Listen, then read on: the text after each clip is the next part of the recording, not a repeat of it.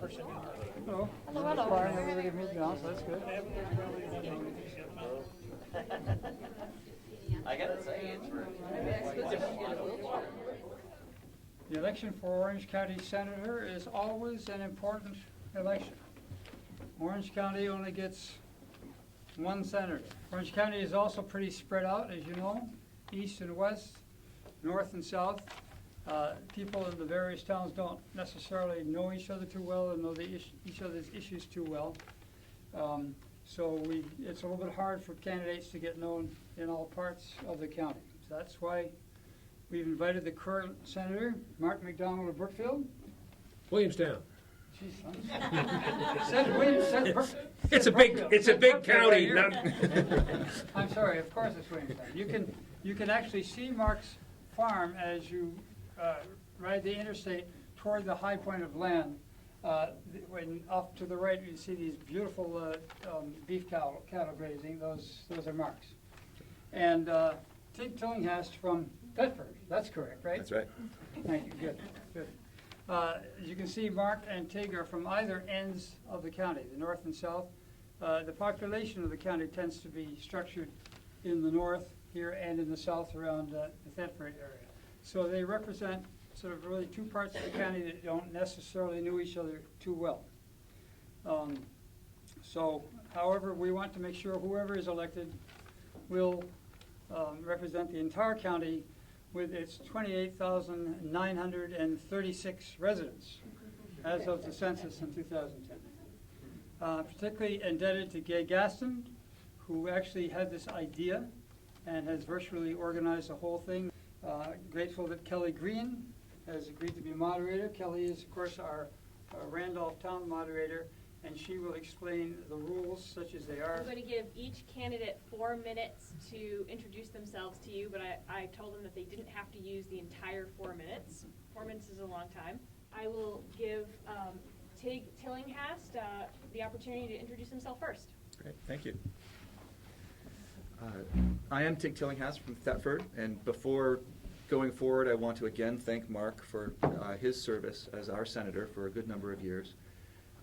And he's done this with energy and passion, and I think it's important for me to say explicitly that my campaign is not about taking away anything that Mark has done, but rather to try to present some alternatives. Some alternatives I think are important for Orange County Democrats now that we are in changed times.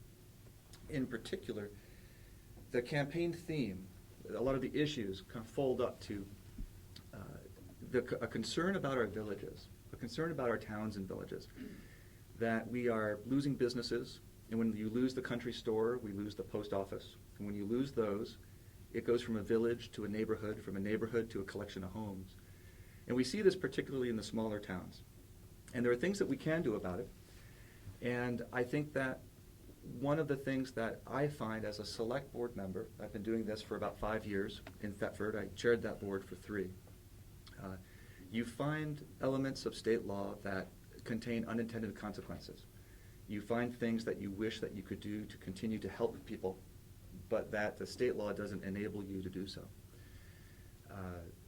And I think that as voters, we need to look forward to looking at our candidates as what our priorities are.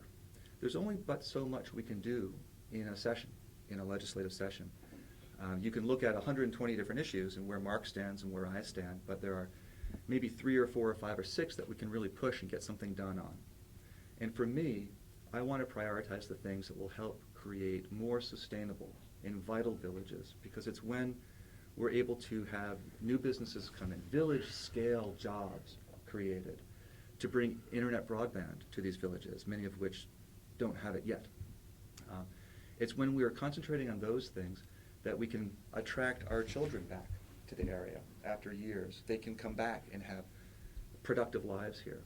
They can create that generational diversity that allows us to age in place. That's for me a canary in the coal mine. The idea that if we have to move out of our town in order to age, then we're not doing it right. I think the village is such an important element of Vermont. Our relationship with our own village and town is often defining of how we think about Vermont. So as we go into the various issues in the debate, I hope that some of these things come up, and you'll see me probably pulling up to how this affects this critical mass that we have to keep. That is difficult to do. My own background, I grew up in a northeastern town in Connecticut, kind of a poor town for Connecticut. My dad ran a hardware store. I worked there for 13 years, got a ticket to Dartmouth. That's where I was introduced to Vermont. I had an English teacher who used his class as slave labor, sugaring, and that's how I was introduced to Thetford, where I live now with my wife Elise, and a 2-year-old daughter, and not too many folks know this, but soon to be a son as well. And in between, I had a career in advertising, particularly online advertising, internet stuff.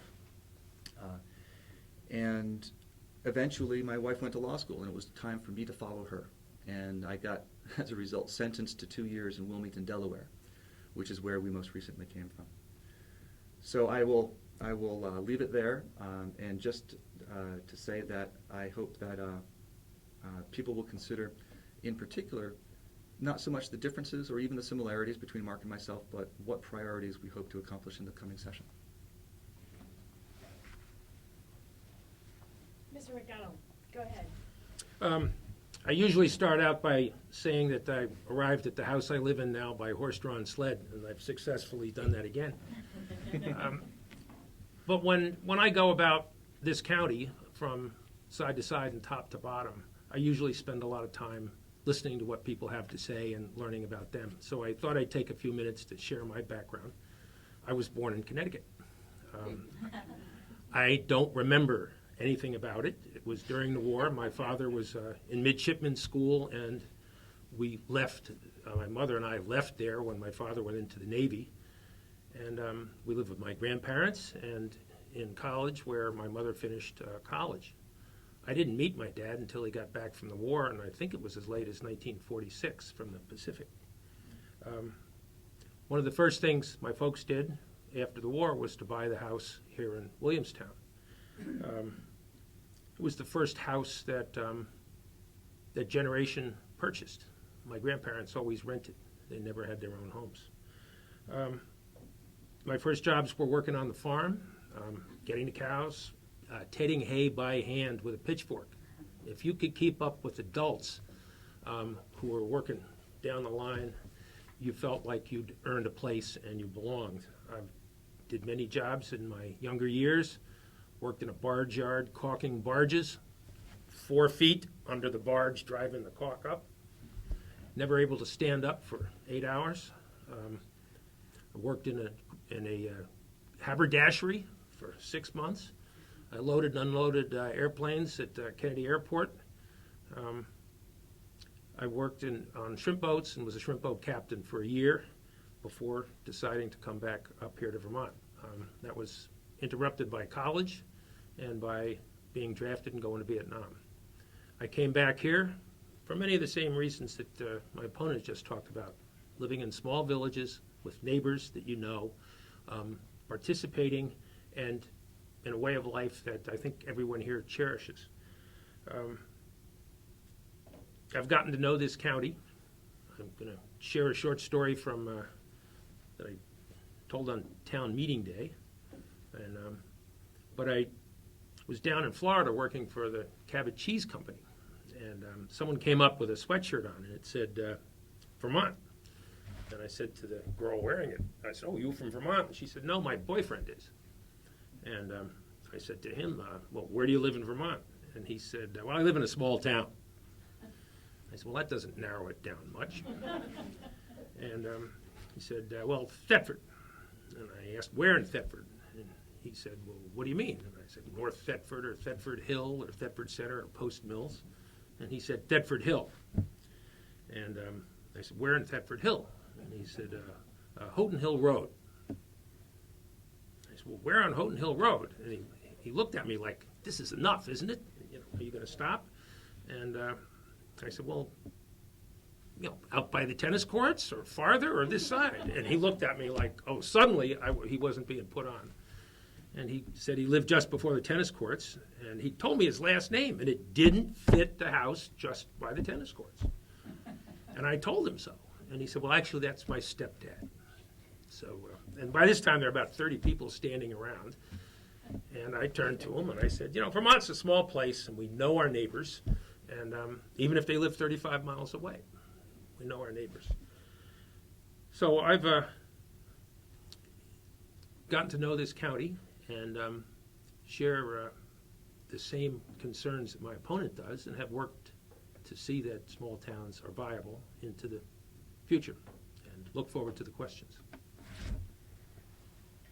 Okay, we will start with a question for Mr. Tillinghast.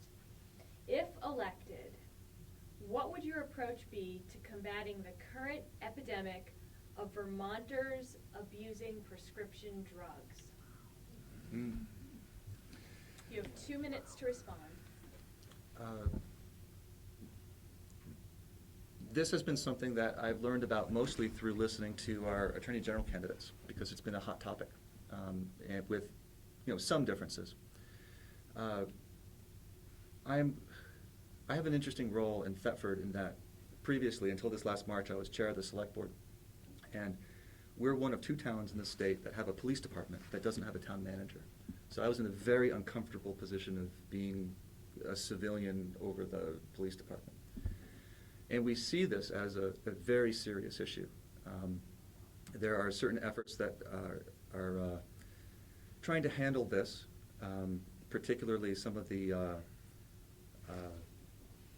programs that are taking drugs out of the market, people who have prescriptions that they're no longer using.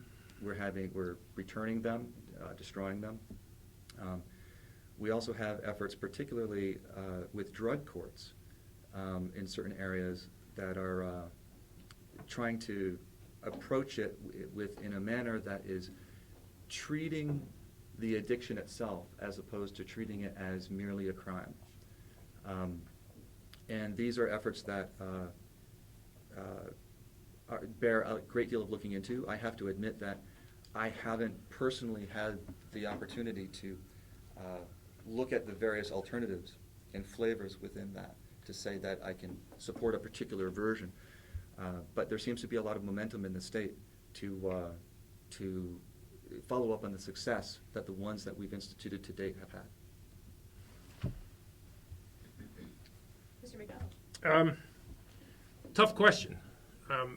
We're all used to heroin and drugs that we've seen in the movies for years, and the methamphetamine has really snuck up on Vermonters, and particularly law-abiding citizens who didn't realize that they were taking drugs, and once it gets a hold of them, it's quite frightening. It's quite frightening. Washington State is one of the first states that has made a big change in taking forgetting the little red pill you take when you have sinuses. Pardon? Sudafed. Thank you. And if taking Sudafed and making sure that it's behind locked cases. The drugstores don't like it. The drug companies don't like it. They fight it in the legislature. They don't want you to do that. But putting it behind locked cases prevents the people who buy packages by the hundreds and thousands and just pop out all the pills, grind them up, and make that product available. And Washington has had a remarkable reduction simply by stopping the availability through those methods. I copy it. So. Mr. MacDonald will ask you a follow-up question in the same same subject. One area of disagreement between the House and Senate this last session was about allowing the police to look at drug store records without a warrant signed by a judge. How do you feel about this proposed bill? Should it appear again this session? I'll give you 2 minutes to respond. When we go into people's records and privacy, things that by law and by our Constitution have been made private, we do so only when a judge has said it's okay to do it, but we do not make a practice of giving police or the administration the authority to make those decisions. It puts them in a terrible position of having a position that they shouldn't be in. If it's a good idea to make the search, you can go to the courts. The court will say the evidence is there to justify it, and you don't have the administrators and the police caught in a conflict of interest. And it serves the public well to keep those areas separate. And that's our constitutional system. We're always tempted to take shortcuts for simplicity's sake, to speed things up. And often when we take shortcuts for simplicity's sake to speed things up, we end up with more damage than good. So I'm going to stick with our 200-year tradition of having judges approve of search warrants. And in this case, they would apply. Mr. Tillinghast, 1 minute. I think Mark's answer is a great one. I think that further, our system of regulating privacy in the courts is predicated on what our expectation of privacy is. So when something like this happens and they take away a piece of our privacy, then our expectations for other elements of privacy are also taken away. It's a very strange judicial process, but we need to be more vigilant than even with other rights as a result. Okay, a question for Mr. Tillinghast to answer. What are your thoughts about the Exit 4 Welcome Center / rest area being privately owned and operated? I don't have a problem with it being privately owned and operated. It depends on the deal. I think that there are often times that the towns will decide to hire someone in, or get that mowing contract RFP'd out. In principle, I don't have a problem with it being privately owned.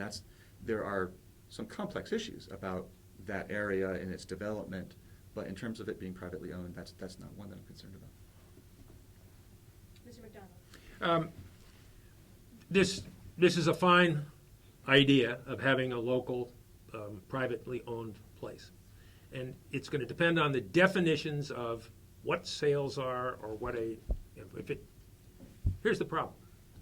If 6 months down the line it turns out to be a tremendous money loser, tradition has it that the owner of the operation goes and says, my goodness, I built this big place, I've invested my money in it, and it's a money loser, now I have to use it for something that makes a profit, or I am damaged.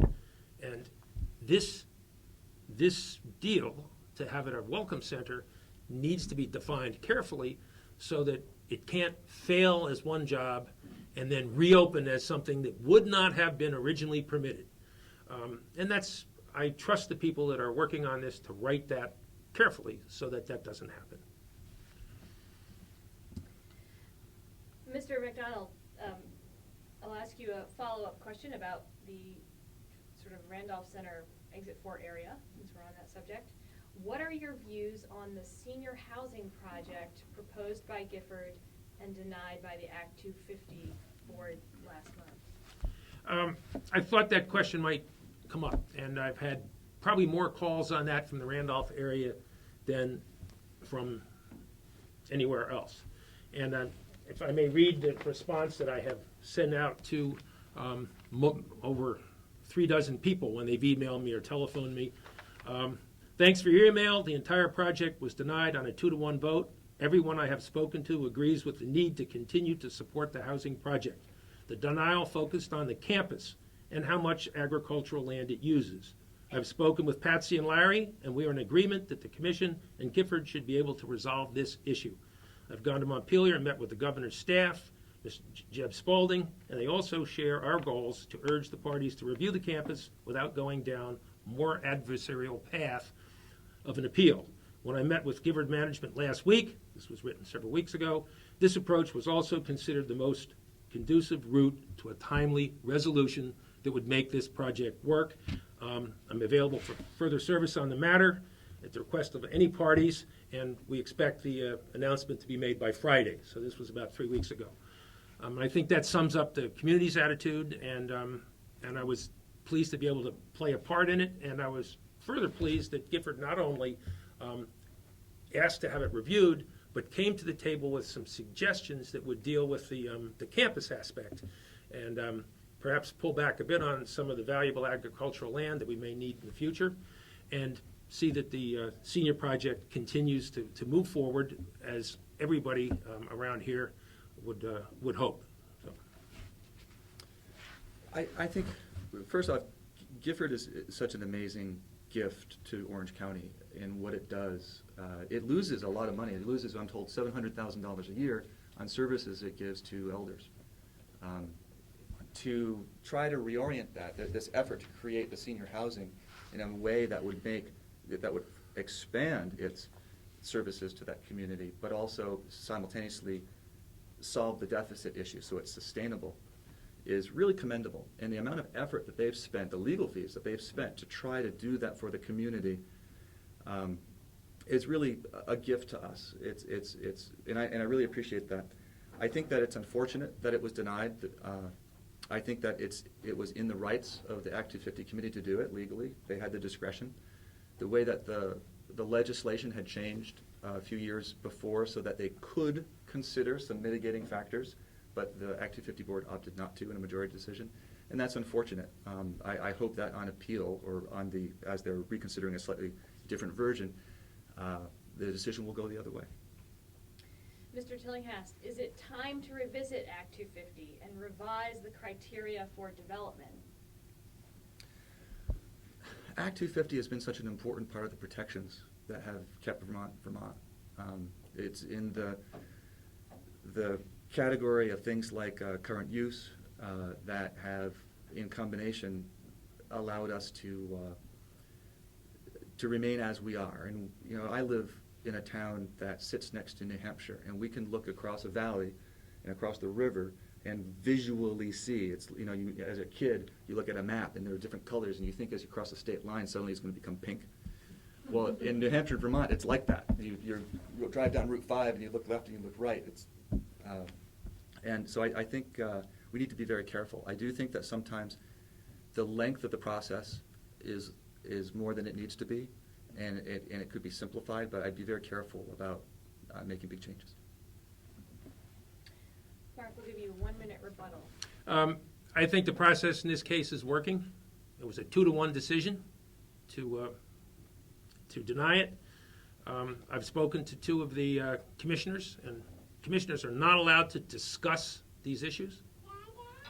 They're allowed to listen to what you have to say, but they don't respond. And I think the process is working, and as a result, before winter, this project is going to move forward, and it's going to do so because Act 250 doesn't lock people in to decisions that are then irrevocable. It allows the community to participate. It allows modifications to be made, and that's the Vermont way, not getting pigeonholed and stuck forever. Mr. MacDonald, you pride yourself on your door-to-door campaigning, listening to constituents. Can you tell us 2 or 3 of the accomplishments that you've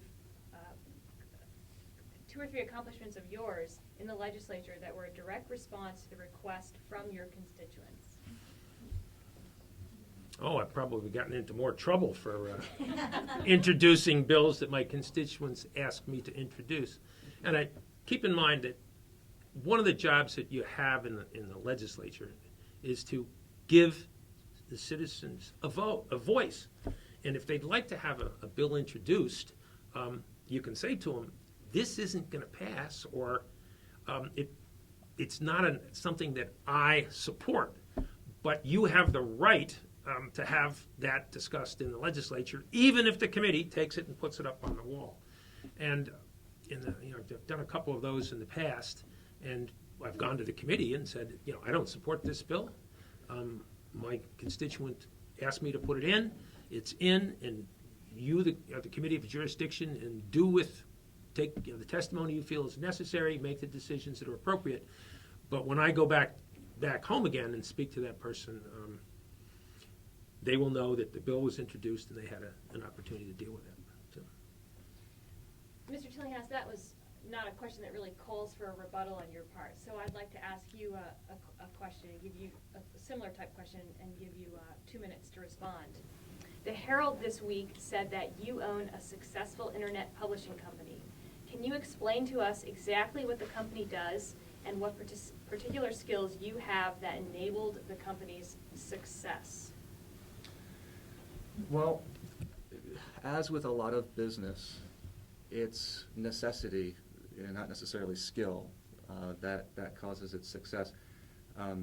I started a publishing company. Really, I was the last employee fired from a company that was going out of business, and out of necessity, took it over, the bones of it. This was a trade publication company, an internet company, that publishes to businesses on a daily basis about marketing, about media buying, things of that sort. And over the course of about a year, was able to hockey stick that back up and make it profitable. We were able to figure out a model of publishing where we could get advertising revenue by shining a light into an industry and bringing a greater liquidity of information to that industry. It was very important for the people who worked in the media buying field to read this on a day-to-day basis. After we were successful with that, we thought, well, this is great. We're making a living at it. We weren't making a killing at it, but we were getting by.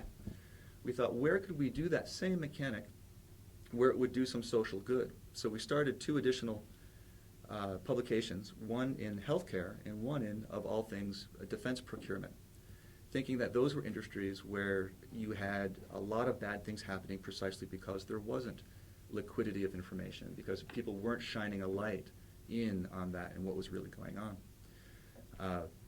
Neither of which have been very successful. That wasn't the point.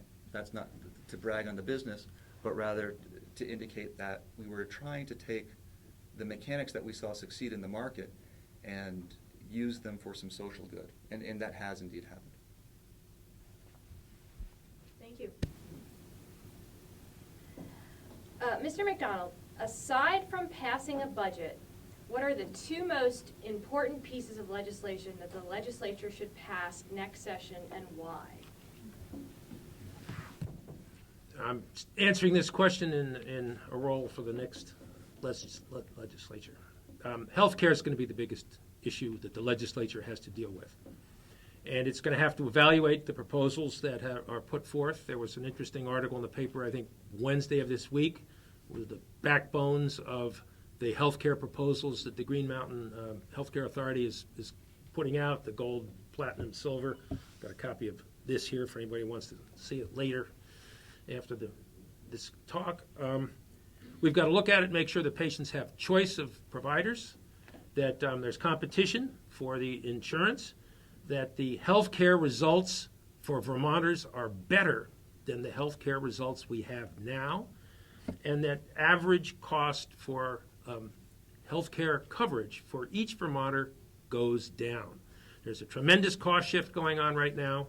Many people have insurance through. I'm getting too much into this one because you asked what other priorities were. For a local priority here in this county is broadband, and I hope we get another question on that, because this month and the last month and next month and June are the pivotal times for broadband in this county, not what happens next year. We need to stop and prevent a major corporation from being assigned coverage in this county, because if we don't, we're going to be getting, we're the last to be served. We should be served properly because we're last, instead of in a tawdry fashion. And I hope we get a chance to go into the details on that as we move forward. So. Thank you. I think that the most important act to pass for Orange County, if that was a specific question, is indeed affixed to what was Act 79. It's the internet broadband. It enables municipalities to deal with broadband. What it didn't do is allow municipalities to use its relatively inexpensive financing to actually make it happen.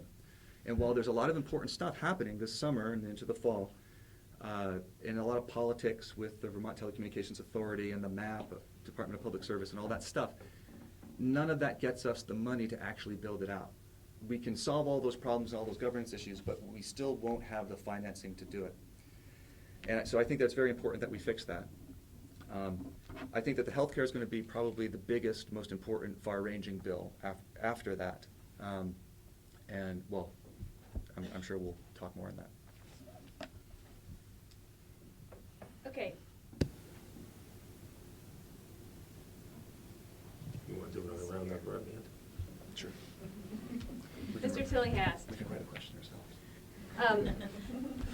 Are there too many exemptions from Vermont's public records law? And if so, which exemptions should be repealed? Yes, there are many too many exemptions, and the ones that are particularly concerning to me are the ones dealing with public safety. We have a relatively opaque public safety department because we don't have a lot of access into records like we do in other departments. I find this, it's interesting, again, I mentioned my experience as the kind of one of a few civilians in charge of a police department, and there's stuff that we don't know, and it makes me uncomfortable. I think that when you have police powers, you have a special responsibility to have an amazing amount of scrutiny on them to make sure that they're being used responsibly. And to be perfectly honest, I don't feel like, as a select board member, I have that. I'm not casting any aspersions. We have a wonderful police chief, and I don't think there's a problem. But I think systemically, we need to remove a lot of these things. I think oftentimes they appear to me to be geared to protect the system, not the privacy of individuals. Mr. MacDonald, 1 minute. I agree. I agree. I agree. Mr. MacDonald, what do you see as the main differences between yourself and your opponent? Well, I'm not going to go after him for his youth and inexperience, but I will plagiarize. So,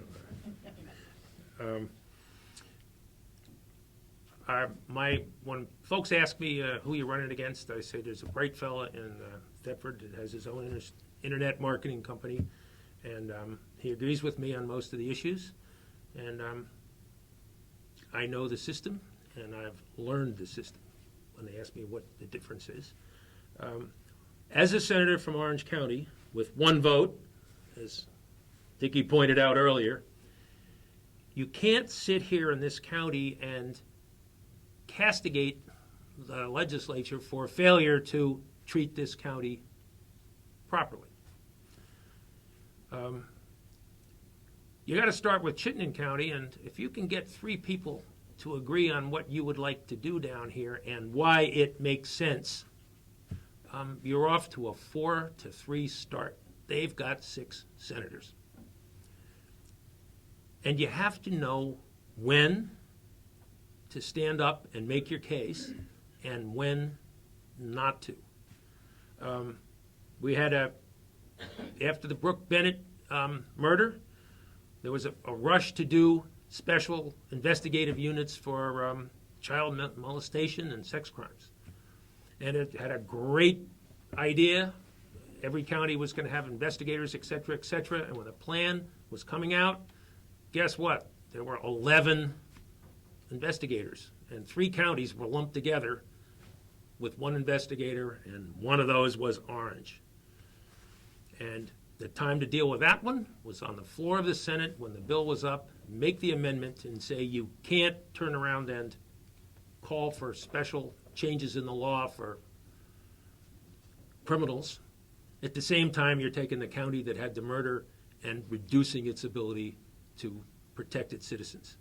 And that was the time, and it was effective, and it was one person from a small county doing it. Mr. Tillinghast. I think that the main differences are of priorities. As we've been talking through some issues, you see there is a lot of agreement. But, and I do agree with Mark that it really matters where you spend your political capital and where you stand up. I do think that we have some differences of where we would do that. I think the internet is one of them, and I say that only because for the last 3 years, as we've had this issue of not enabling municipal financing, it hasn't been fixed. It's not a Mark issue, it's a legislative issue. We haven't seen a bill come out, we haven't seen that discussion. I think that the problem has gone unseen by the legislature. It hasn't been made a legislative priority. The main difference that I see myself providing is that I would like to have a structured dialogue with the select boards and school boards, social groups, business groups, to develop these priorities. Because I think as I go around and I talk to business owners and citizens, I see some things that haven't been done that do deserve that level of priority. And there are some differences there. They're the important ones.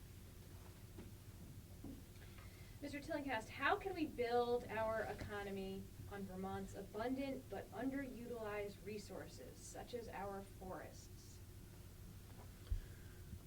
I think we do actually a fairly good job of employing our natural resources through tourism, through forestry. I'm a sugar maker. Mark makes cattle. We have a high ratio of this, and we're doing fairly well. I don't think that we should see this as a good thing we have going and naturally assume that we can just turn up the volume 10, 20 times and do more of that.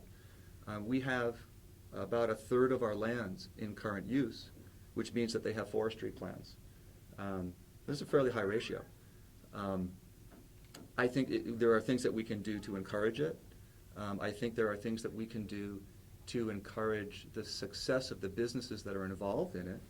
My sugaring business went from, making maple syrup on a 2x4 evaporator to selling thousands of gallons in export to Asia and Eastern Europe and all sorts of crazy places, and buying syrup from other people and creating a market for that. What I've discovered in that process is that there's a lot we can do to make it easier and more successful. But I don't want to pretend that we can quickly treble the percent of our gross domestic product that will come for those natural resources, and I would be concerned for those resources if we tried. Mr. MacDonald, 1 minute to rebuttal. I'm using forest products. The same rules apply to making milk. If you sell milk as a commodity on the open market, it doesn't bode well for Vermont. It's not a cheap place to produce milk.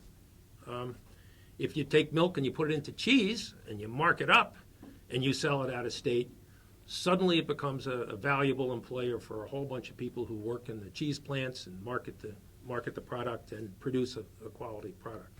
Same thing goes for wood. If you put logs on a truck and you send them out of state, it's a commodity. If you put chips, if you make chips and you burn them you can't even burn chips in Reigate to make electricity as a profit. Europe will pay you for chips, but if we're shipping chips to Europe, we're making a big mistake. We're sending our commodity out cheap. I was disappointed to read that Montpelier has a bump in the road on their district heat. If the district heat passes in Montpelier on the 31st on the revote, that's a good market for Vermont wood that is not high quality, but can be burned at 70% efficiency. Marked up value to turn it into heat, which is more valuable than electricity when you're using wood. Mr. MacDonald, California will have on its ballot in November a law to require all foods to be labeled as to whether they are or whether they contain any ingredients that are genetically modified.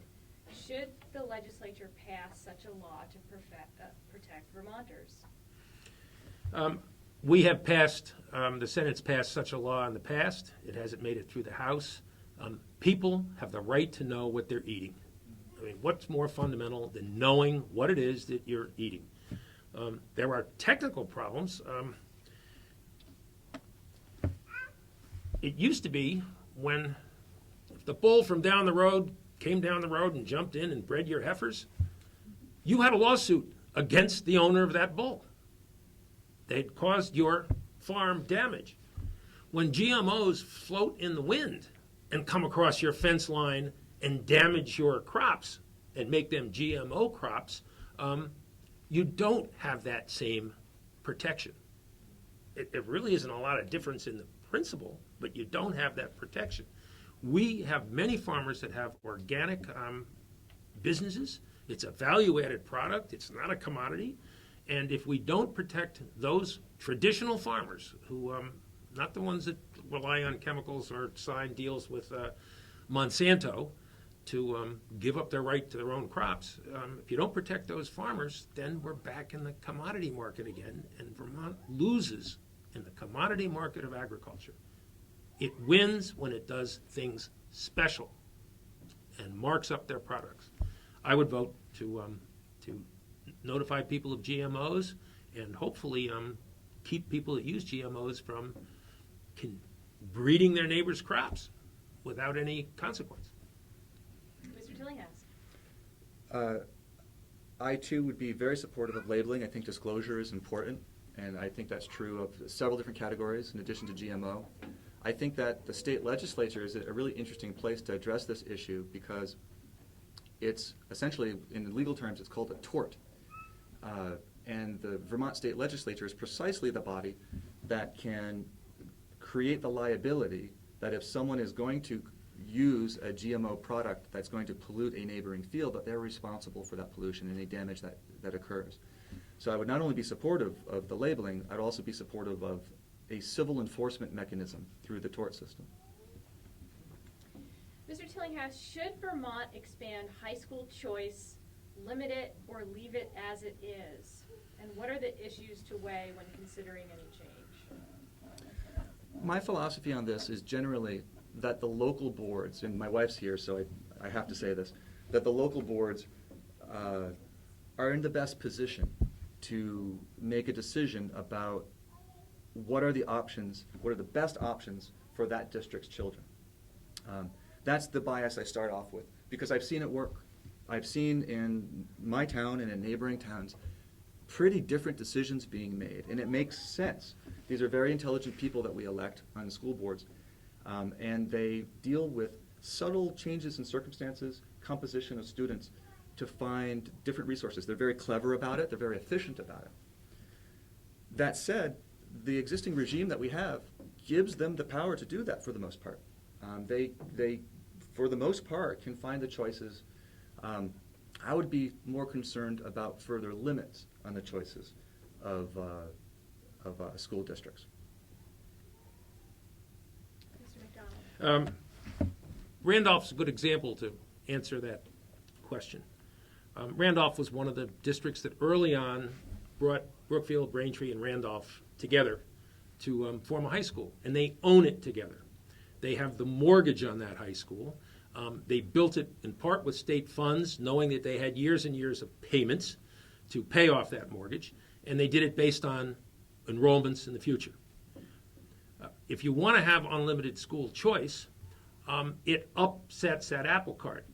I am not opposed to unlimited school choice, but you can't leave a school district that has played by the rules, built a school, has to pay a mortgage on it, and then suddenly say, you have school choice, and the kids can leave, and the money leaves. You can have school choice when you've solved the problem of how do you not financially break the school where kids are leaving. And when you solve that, you can have school choice. We have more school choice in most towns. Vermont has more school choice than almost any state in the union because we have many towns that don't own their own high schools. Thank you. Okay. Mr. MacDonald, would you explain your vision for how health care funding will look in the state of Vermont under the new health care reform guidelines? First, there's federal money being spent on health care that will be freed up if everyone has it. There's some money there. We have people who are going to be grandfathered in their health. Let me start off by saying no to begin with. I can't. That's a hard question. Well, we haven't seen the plans yet. But what we do know is that people who have health care plans and are retired are going to be grandfathered. We know the military pensions are going to be grandfathered. We know that ERISA, which allows companies like IBM and large entities to have their own private self-insurance, will continue to be able to do that until 2017. And unless the federal government votes to say they can continue after that, which would be in violation of the new federal law. Until we know what's going to be grandfathered, what those costs are, how long we have to deal with the ERISA, we don't know what the cost is going to be. We'll find out what the plans are in November. We've got hints already. We're going to spend next year discussing it, holding public hearings, having folks from the hospitals as physicians come in, have people with existing health care plans explain to us what they're worried about. And I can't imagine that we would be voting on a solution before the next year. This is be a year to listen at the proposals that have been put forth and to take from the Vermonters their views and concerns as we put together the financial package. I have to give the same answer initially that no, it is not very clear. I don't think anyone could possibly say that it is, because, as Mark said, the plans aren't really extant yet. I'm very concerned that we have a system that's built up with many different programs on top of each other. It's like an old New England house, where you have the shed attached to this, attached to the barn. And it was never designed that way, it just sort of happened that way. And there are programs like federal programs that hospitals partake in. They get certain statuses, which means that they get compensated in different levels for Medicare, Medicaid. And there are so many moving parts that we can't possibly know. So I have successfully in a minute described my muddle, and I see the card, so I can't go further, but other than to say that I'm very concerned about the cost elements, because we have a level of requirements that we're not going to have less choice, we're not going to have less health care, but we're going to have less cost. And I haven't seen a lot about the mechanisms that are going to cause that, and that's where I'm concentrating.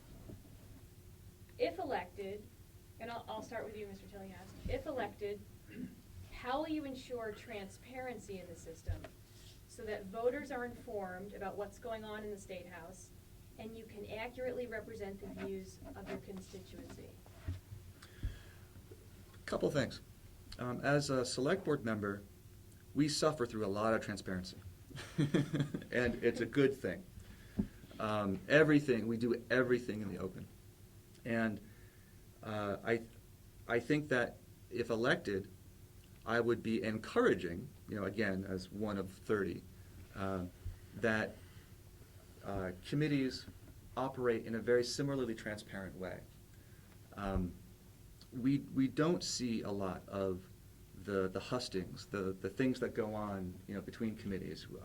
My own personal opinion is that we see changes happen kind of magically between hearings, and it's hard to know exactly who talked to whom, and we read Vermont Digger, we read the Times Argus and Burlington Free Press, and we get some of it.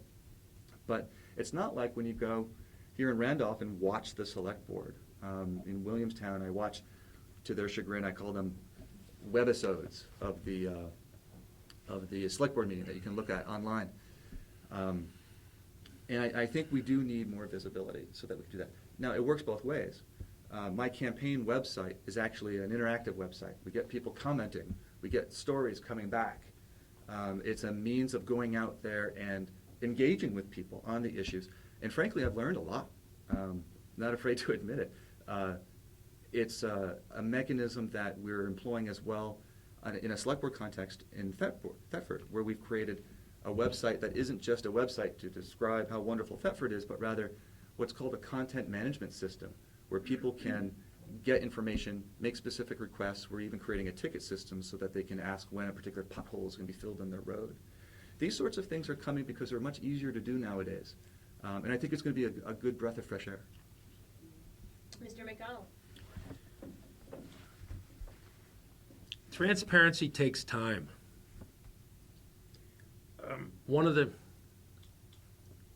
Democracy takes time. And differences, whether they're minor or major, need to be resolved in a way where everybody knows what's going on. We have a lot of lobbyists in the State House.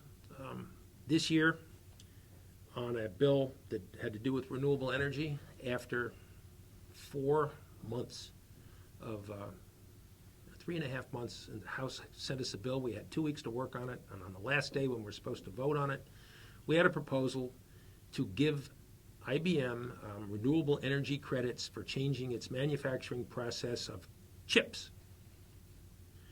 And the change would have reduced greenhouse gases, but it was a bill about renewable energy, and we were told we had a couple hours to vote yes for the bill. And I voted no, to the astonishment of my committee chair. It was a 3-2 vote, and I was the last vote, and I voted no. And she said, "You've just killed the renewable energy bill." And I said, "Well, I'm not going to vote for something where the citizenry hasn't had a chance to look at it, comment on it, and to hear opposing views." And it took a week before we came back, and that provision was out. A couple other provisions dealing with granting renewable credits to with no standards to types of renewable energy. No standards. If you burned wood, you got a credit. Not whether you burned it efficiently or not. You can't speed things up. You got to take the testimony, and you have to do it right, because once you make the mistake, it's done, and they're tougher to undo than they are to do. Thank you very much. I'm going to give each candidate 2 minutes to make a closing statement if you'd like, and we will start with Mr. MacDonald. I want to take the broadband issue for a moment and make that my closing statement. Orange County was the last county to get electricity, and it wasn't by accident.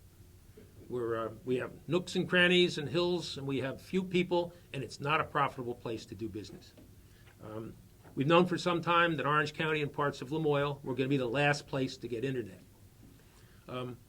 This summer, VTA had the opportunity to start making grants for broadband. In June, it had a proposal to put Fairpoint in charge of broadband for this county, and to do it with money that Fairpoint was fined for not doing the work it should have done. And once Fairpoint was appointed, 2 laws in the legislature would have kicked in. One, you wouldn't be able to give money to anyone else to do broadband. Fairpoint would have a monopoly. And 2, you would have destroyed any opportunity to get towns to do a cooperative raising of money for broadband, because half the town would have been served the easy stuff by Fairpoint, and the other half would have been out of luck, and you couldn't get a majority vote. That's the situation that we're in right now. Susan Davis and I, representative, stopped VTA from doing that, giving Fairpoint that monopoly. We've talked to the Secretary of Administration. We have a plan to modify the bill that says municipalities can, in fact, raise some money locally, but there are going to be conditions. It has to be rural areas that wouldn't otherwise get the money. And as long as we can keep the VTA from making a designation which gives Orange County poor service, because when the service is upgraded years from now, we'll be last again because we're a rural county. We need to leapfrog at this point in the next 12 months to the next generation ahead of everybody else. We've waited the longest. We should use our own resources and get everybody done and skip to the next real broadband. And I'm going to work for that, and I have, and that's my goal between now and when the legislature opens and after it opens. Thank you. Mr. Tillinghast. Well, on the internet issue, I think that there's a misconception that these things matter as much as they do. The VTA's decisions, the Department of Public Services decisions, because ultimately, if everything were perfect and everyone wanted to put all of the state money to Orange County, it's just about $10 million that's in the pot, and it wouldn't do it. So what we actually need is a financing mechanism that does it. And we've seen this done elsewhere. We've seen it done well elsewhere. My town, Thetford, would be happy to give to EC Fiber $2.5 million to do the entire town with our relatively cheap credit. We wouldn't have to raise taxes. It would pay for itself. If we would do this collectively among municipalities, we could just make it happen. But that would require a change in law, and that would be my first priority. But that priority comes from having really tried to work the issue for a couple years, spending man-months on this, talking to these people, figuring out what are the mechanics of why it hasn't happened and why it won't happen without this. And that comes from talking to the other select boards and the school boards and the schools and the fire departments and figuring out what are those needs. And I think that my priorities are a good view into that some of the experiences of these conversations. Mark talks to more people than I have in Orange County, and he has his own perception of those conversations. For me, I'm looking at the people who are operating things on the ground, the people who are running towns and running school boards, to look at what are the unintended consequences, what are the things that we should be able to fix that we haven't, and how do we go about getting it done. I hope to have the opportunity to do so for you. Thank you both so much for coming to our debate, and I want to thank all of you for coming out on a Friday night. And I want to remind you that our vote is on Tuesday, but if you want to vote early, you can by contacting your town clerk on Monday. You can actually do an absentee ballot on Monday if your town clerk's office is open, if not Tuesday. Thank you very much. Thank you, Kelly.